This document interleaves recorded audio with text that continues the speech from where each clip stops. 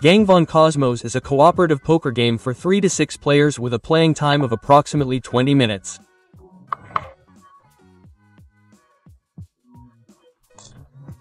The game includes 52 playing cards, i.e. regular poker cards, as well as safe, alarm, challenge and specialist cards, as well as overview cards and 4x6 chips. First, the basic game is explained here. The challenge and specialist cards are not required for this.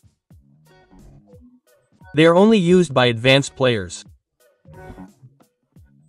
The 3 alarm and 3 safe cards are placed with the gray side facing up at the edge of the playing area. Each player takes 1 overview card for the game sequence and 1 overview card for the ranks of the card combinations.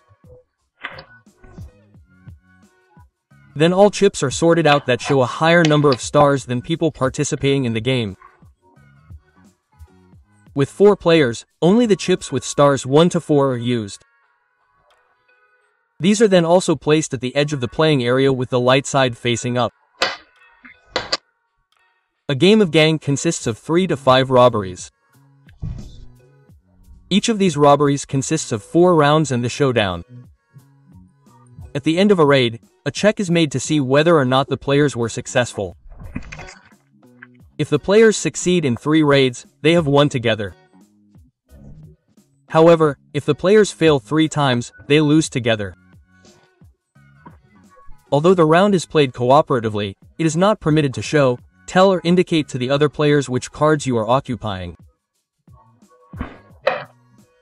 So we now know that a raid consists of 4 rounds and the showdown. Round 1. First, the playing cards are shuffled very well and each player is dealt 2 cards face down. These are now the player's personal hand cards. You can look at them at any time. The remaining cards are placed face down in the middle of the table as a pile. There must be space for 5 more cards next to them. In the next step, the white chips are placed in the middle of the table. These show an ascending number of stars.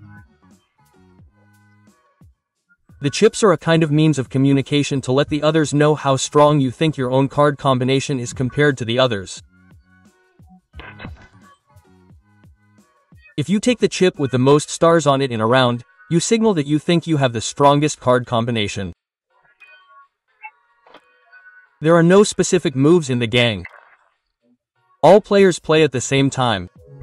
However, there are of course a few rules to follow. A player may take any chip from the current round at any time and place it carefully. This may be a chip from the middle of the table, but also a chip from another player. Furthermore, you may never have more than 1 chip of the same color in front of you. It is also permitted to place a chip back in the middle of the table. However, you may not place this chip on another player's table yourself. As soon as every player has placed a chip in front of them, round 1 ends. In round 2, one of the players reveals 3 cards from the stack and places them face up on the table. These are called community cards. In the next step, the yellow chips are placed in the middle of the table. The same procedure is followed with the yellow chips as in the first round. The strength of your cards is made up of the cards in your hand and the community cards. The discarded chips should be spread out neatly in a row so that all players can clearly see the assessment.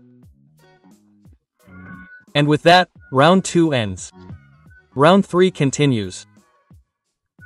A player draws a card from the pile and places it face up on the 3 community cards that are already on the table. The orange chips are placed in the middle of the table and taken as usual. Round 4 continues.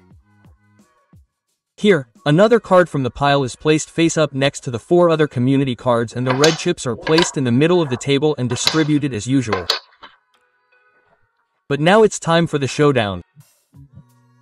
The only chips that matter now are the ones that were taken in the 4th round. Starting with the player who has the 1-star chip in front of them, The players now reveal their hand cards in ascending order and name their best possible combination, consisting of exactly 5 cards. More details on this will follow in the video. If you reveal equally strong or increasingly strong card combinations one after the other without making any mistakes, the robbery has been successful. In this case, you turn one of the safe cards to the gold side. However, if someone reveals a hand of cards that results in a weaker card combination than a hand of cards that has already been revealed, then unfortunately a mistake has been made in the order of the chips. In this case, the robbery has failed and an alarm card must be turned to the red side. The current robbery ends with the showdown. Then, step 1 is started again. The round can end in exactly 2 different ways.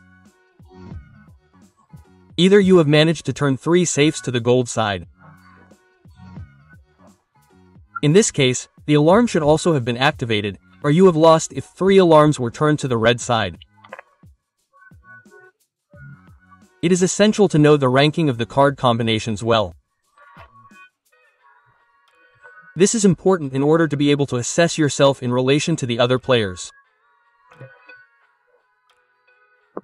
The first rule is that you have to lay down the best possible card combination of exactly 5 cards from the 7 available cards, i.e. the 2 cards in your hand and the 5 face-up community cards. The highest card is the ace, followed by the king, queen, jack, and then in descending order the numerical values 10 to 2. The card suits are of equal value here. Here's an overview of the different card combinations in detail, from weak to strong.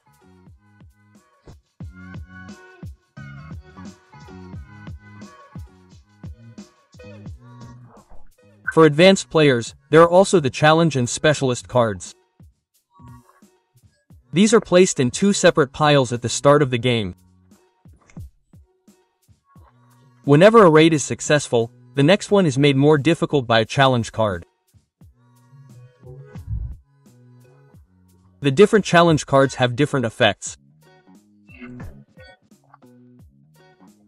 However, if the players fail in a raid, the next raid is made easier by a specialist card.